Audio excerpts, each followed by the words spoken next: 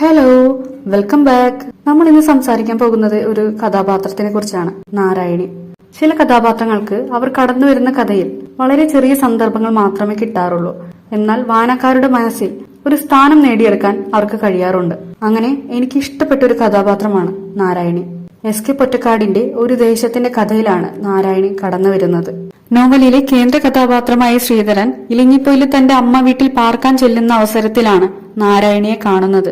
ശ്രീധരന്റെ കൂട്ടുകാരൻ അപ്പുവിന്റെ സഹോദരിയാണ് നാരായണി. നാരായണിക്ക് അരയ്ക്ക് താഴെ ചലനശേഷിയില്ല. ഒരു ദിവസം ശ്രീധരൻ നാരായണിയെ കാണാൻ അപ്പുവിന്റെ കൂടെ അവന്റെ വീട്ടിലേക്ക് ചെല്ലുകയാണ്. ദരിദ്രമായ ചുറ്റുപാടിലാണ് അപ്പുവും പെങ്ങളും വളരുന്നത്.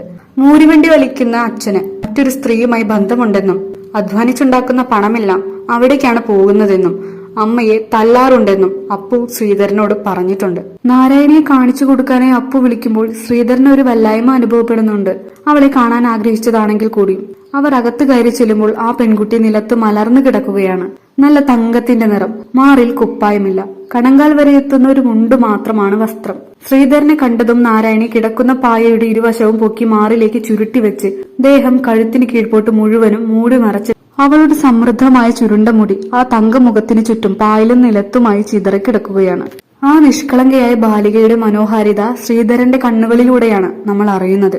അവൾ ചിരിക്കുമ്പോൾ അവൻ കാണുന്നത് മുത്തുകൾ പോലെ മിന്നുന്ന പല്ലുകളാണ്. നാരായണിയെ കണ്ടതും താൻ കേട്ട കഥയിലെ മത്സ്യകന്യകയെ മുൻപിൽ കാണുന്നത് പോലെ തോന്നി അവന്. നാരായണിക്ക് പടിഞ്ഞാറ് നിന്ന് വരുന്ന ശ്രീധരനെ കുറിച്ച് എല്ലാം അറിയാം. അവളുടെ ആങ്ങള പറഞ്ഞു കൊടുത്തിട്ടുണ്ട്. ശ്രീധരന്റെ വരവിൽ ആ പെൺകുട്ടി ആഹ്ലാദിക്കുകയാണ്. ഒരുപക്ഷെ തന്റെ ഏകാന്തതയിൽ സഹോദരന്റെ കൂട്ടുകാരനെ അവളും സുഹൃത്തായി സങ്കല്പിച്ചിരിക്കാം. വിരുന്നുകാരന് പേരയ്ക്ക് പറിച്ചു കൊടുത്തു എന്നും അവൾ അന്വേഷിക്കുന്നുണ്ട്. അവരിറങ്ങുമ്പോൾ മുറിയിലെ പോക്കുവയിൽ മാഞ്ഞിരുന്നു. മുറിയിലെ മങ്ങലിലും ആ പെൺകുട്ടിയുടെ പുഞ്ചിരി പ്രകാശം ചൊരിഞ്ഞുകൊണ്ടിരുന്നു. ചലനം പരിമിതമായ തന്റെ ജീവിതത്തിൽ ആ പെൺകിടാവ് കാത്തു സൂക്ഷിക്കുന്ന പ്രതീക്ഷയാവാം ആ വരികളിൽ എന്ന് ഞാൻ ചിന്തിക്കാറുണ്ട്. അന്നു രാത്രി ഉറങ്ങാൻ കിടന്നപ്പോൾ ശ്രീധരൻ ഭൂതം കട്ടുകൊണ്ടുപോയി കാട്ടിലെ ഗുഹയിൽ ഒളിപ്പിച്ച രാജകുമാരിയെ സ്വപ്നം കാണുന്നു.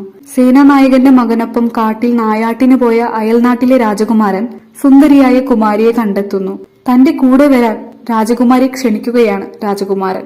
ദുഷ്ടഭൂതം തന്റെ അരയ്ക്ക് കീഴ്പോട്ട് ജീവനില്ലാതാക്കിയിരിക്കുന്നത് കൊണ്ട് തനിക്ക് വരാൻ കഴിയില്ല എന്നവൾ അറിയിക്കുന്നു. രാജകുമാരിയുടെ കാലുകൾക്ക് ജീവൻ വെപ്പിക്കാൻ എന്തു ചെയ്യുമെന്ന് ശങ്കിച്ചു നിൽക്കുന്ന രാജകുമാരൻ ഒരശരീരി കേൾക്കുന്നു. തടസ്സങ്ങളെല്ലാം മറികടന്ന് ചെന്നാൽ തെക്കു പടിഞ്ഞാട്ട് ചരിഞ്ഞു നിൽക്കുന്ന അത്തിമരത്തിലെ മുകളിലെ പൊത്തിൽ ഭൂതം ഒളിപ്പിച്ചു വെച്ച മൃതസഞ്ജീവനി വേരുകൊണ്ടുവന്ന് തൊട്ടാൽ രാജകുമാരിയുടെ കാലുകൾക്ക് ജീവൻ കിട്ടുമെന്നവൻ മനസ്സിലാക്കുന്നു. രാജകുമാരൻ സേനാനായകന്റെ മകന്റെ സഹായത്തോടെ പറഞ്ഞതിന് പ്രകാരം പ്രവർത്തിക്കുന്നു. മൃതസഞ്ജീവിനി ദേഹത്ത് തൊടേണ്ട താമസം രാജകുമാരി എഴുന്നേറ്റ് നൃത്തം ചെയ്യുന്നു. പെട്ടെന്ന് രാജകുമാരി നാരായണിയായും രാജകുമാരൻ ശ്രീധരനായും സേനാനായകൻ അപ്പുവായും മാറുന്നു. തന്റെ സഹോദരിയുടെ അസുഖം മാറാൻ വിചാരിച്ചതെന്തും സാധിച്ചു തരുന്ന നീലക്കൊടുവേലി അന്വേഷിക്കുന്ന അപ്പുവിനെ നോവോടെയല്ലാതെ നമുക്ക് ഓർക്കാൻ കഴിയില്ല. ഇലഞ്ഞിപ്പൊയിൽ എത്തുമ്പോഴൊക്കെ നാരായണിയെ കാണാനുള്ള ആഗ്രഹവും അപ്പുവിനോട് അവളെക്കുറിച്ച് ചോദിക്കാനുള്ള ആഗ്രഹവും ശ്രീധരനുണ്ട്. എന്നാൽ തിരിച്ചറിയാനാവാത്ത എന്തോ ഒന്ന് അവനെ വിലക്കുന്നു. ചെറുപ്രായത്തിൽ നമുക്കുണ്ടാകുന്ന നിഷ്കളങ്കമായ ഒരു ഇഷ്ടമുണ്ടല്ലോ, അതാണ് ശ്രീധരന് നാരായണിയോടുള്ളതെന്ന് മനസ്സിലാക്കാം. പിന്നീട് കഠിനമായി പനി ബാധിച്ചു കിട്ടുന്ന ദിവസങ്ങളിൽ പിച്ചും പേയും വിളിച്ചു പറയുമ്പോൾ നാരായണി എന്ന് ഉറക്കെ വിളിച്ചുവെന്ന് ശ്രീധരനെ പരിചരിച്ചുകൊണ്ട് സദാസമയം അവനരികിൽ ഉണ്ടായിരുന്ന അപ്പു അവനോട് പറയുന്നു.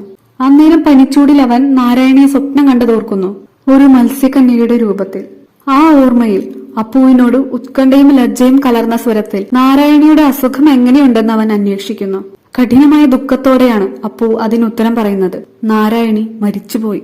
കഴിഞ്ഞ കൊല്ലം എടവത്തിൽ ചിങ്ങത്തിൽ അമ്മയും. അത് കേട്ടപ്പോൾ ശ്രീധരൻ നടുങ്ങുന്നില്ല. അവൻ ചിന്തിക്കുന്നു, ആരായിരുന്നു നാരായണി? ഒരു പൊൻകിനാവായിരുന്നു നാരായണി. ആ കിനാവ് മാഞ്ഞുപോയി, അത്രമാത്രം. പൊൻകിനാവുകൾക്ക് മരണമില്ല, അവ സ്മരണയിൽ എന്നും ജീവിക്കും. പനി മാറി തന്റെ വീട്ടിലേക്ക് മടങ്ങാൻ തീരുമാനിക്കുമ്പോൾ എന്തോ കടമ നിറവേറ്റാൻ കഴിയാതെ പോയതിലുള്ള കുറ്റബോധം അവനെ അലട്ടുന്നു. അവൻ ജീവിതത്തിൽ ഒരിക്കൽ മാത്രമേ നാരായണിയെ കണ്ടിട്ടുള്ളൂ. അവളെ ചെന്ന് കാണാനുള്ള ആഗ്രഹം പലപ്പോഴും ശ്രീധരൻ അടക്കി വയ്ക്കുകയാണ് ചെയ്തത്. നാരായണി ഒരു അലൗകിക ജീവിയാണെന്ന തോന്നൽ അവളെ കണ്ടതും അവന്റെ മനസ്സിൽ ഉറച്ചുപോയിരുന്നു. അതാവണം അവളെ കാണാനുള്ള അവന്റെ ആഗ്രഹത്തെ തടഞ്ഞിരുന്നത്. എന്തായാലും അന്ന് വൈകുന്നേരം അവൻ അപ്പുവിന്റെ കൂടെ അവന്റെ വീട്ടിലേക്ക് ചെല്ലുന്നു. മുറ്റത്തെ പേരമരത്തിന്റെ പിന്നിലായാണ് നാരായണിയെ ദഹിപ്പിച്ചിരിക്കുന്നത്. അപ്പോൾ ആ പേരമരം നിറയെ സ്വർണവർണ്ണത്തിൽ പേരയ്ക്കകൾ പഴുത്തു തൂങ്ങി നിൽക്കുന്നുണ്ടായിരുന്നു. ശ്രീധരൻ നാരായണിയുടെ കുഴിമാടത്തിലേക്ക് സഹതാപത്തോടെ നോക്കുമ്പോൾ അവിടെ തുമ്പച്ചെടികൾ പൂത്തു നിൽക്കുന്നത് കാണുന്നു. നാരായണി തുമ്പപ്പൂക്കളിലൂടെ മന്ദഹാസം തൂകുന്നത് പോലെ തോന്നി. അപ്പു ശ്രീധരനോട് പേരയ്ക്ക വേണോ എന്ന് ചോദിക്കുമ്പോൾ ആദ്യം വേണ്ടെന്ന് തലയാട്ടിയെങ്കിലും അപ്പുവേട്ട നമ്മളെ വിരുന്നുകാരന് പേരയ്ക്ക പറിച്ചു കൊടുക്ക് എന്ന് നാരായണി പറയുന്നത് പോലെ തോന്നുകയും 2-3 പറുക്കി തിന്നു നോക്കട്ടെ എന്ന് പറയുകയും ചെയ്യുന്നു. പേരയ്ക്കകളെല്ലാം പഴുത്തു വീണ് പോവുകയാണോ എന്ന് ശ്രീധരൻ അപ്പുവിനോട് ചോദിക്കുന്നുണ്ട്. ഇല്ല, പറിച്ചു കൊട്ടയിലാക്കി അങ്ങാടിയിൽ കൊണ്ടുപോയി വിൽക്കുമെന്നും ഇപ്പോൾ ഒരൊറ്റ പേരയ്ക്ക പോലും വവ്വാൽ തൊടാറില്ലെന്നും താഴെ കാവലിരുന്ന് നാരായണി അവയെ ആട്ടിപ്പായ്ക്കുന്നുണ്ടാവുമെന്നും അപ്പു പറയുന്നു. അത് കേൾക്കുന്ന നിമിഷം ശ്രീധരന്റെ ഉടലാകെ കോരിത്തെരിച്ചു പോവുകയാണ്. അപ്പു പറിച്ചു കൊടുത്ത പേരയ്ക്കകൾ സ്വാദോടെ തിന്നുകൊണ്ട് ശ്രീധരൻ അവസാനമായി ആ മൺകൂനയിലേക്ക് നോക്കുന്നു. അവിടെ അവന് നാരായണിയെ കാണുന്നത് പോലെ തോന്നുന്നു. ശ്രീധരന്റെ കണ്ണിലൂടെയാണ് വായനക്കാർ നാരായണിയെ അറിയുന്നത്. അതുകൊണ്ട് തന്നെ വായനക്കാരുടെ മനസ്സിലും നാരായണി ഒരു അലൗകിക ജീവിയാണെന്ന് പറയാം. അത്ര മനോഹരമായാണ് എഴുത്തുകാരൻ ആ പെൺകിടാവിനെ വിവരിക്കുന്നത്. തന്റെ ലോകത്തിന്റെ അതിർത്തികൾ ചുരുങ്ങിപ്പോയ പെൺകുട്ടിയായിരുന്നു നാരായണി. ദാരിദ്ര്യം നിറഞ്ഞ, കലഹം നിറഞ്ഞ ചുറ്റുപാടിൽ വളർന്നവൾ. സ്നേഹനിധിയായ സഹോദരനും അമ്മയ്ക്കും അപ്പുറം അവളുടെ ജീവിതത്തിലെ സന്തോഷം സഹോദരന്റെയും പടിഞ്ഞാറ് നിന്നും വരുന്ന ശ്രീധരന്റെയും വിശേഷങ്ങൾ അറിയുന്നതായിരിക്കാം. അതാകാം ശ്രീധരനെ കണ്ടപ്പോൾ അവൾ ആഹ്ലാദിച്ചത്.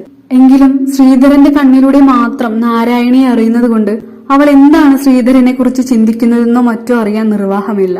എല്ലാം കൊണ്ടും ഹ്രസ്വമായൊരു ജീവിതം ജീവിച്ചു തീർത്ത് മറഞ്ഞുപോയ ആ പെൺകിടാവ് ഒരു പൊൻകിനാവായി വായനക്കാരുടെ സ്മരണയിൽ നിലനിൽക്കുമെന്ന് തീർച്ച. ഒരു ദേശത്തിന്റെ കഥയിൽ നിങ്ങൾക്ക് ഇഷ്ടപ്പെട്ട കഥാപാത്രം ഏതാണ്? കമന്റ് ബോക്സിൽ എഴുതി അറിയിക്കാൻ ശ്രമിക്കണേ.